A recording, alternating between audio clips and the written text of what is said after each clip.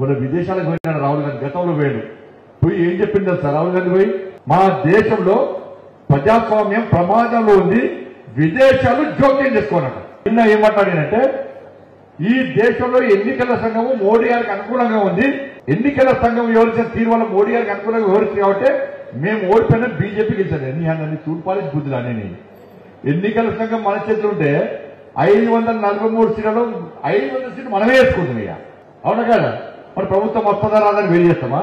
మన మెజార్టీ ఎందుకు తగ్గింది? మరి ఎన్నికల సంఘం మన చేతిలో ఉంటే మోడీ గారు కూడా చెడాలతో ఉంటే మెజార్టీ పెంచుకునే వాళ్ళని తగ్గించుకునే అవమానం వాళ్ళ ఈ బుద్ధి లేని పెట్టారంటే ఇలా.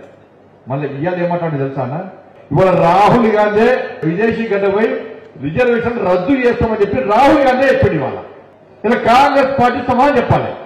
రిజర్వేషన్ రద్దు చేస్తాన కాంగ్రెస్ పార్టీని మీరు నాయకుడిగా భావిస్తారా, వ్యతిరేకిస్తారా? కాంగ్రెస్ పార్టీ కార్యకర్తలను వచ్చారా?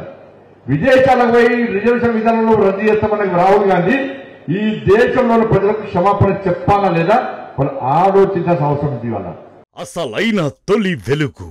ఫాలో వాట్సాప్ @తొలి వెలుగు official.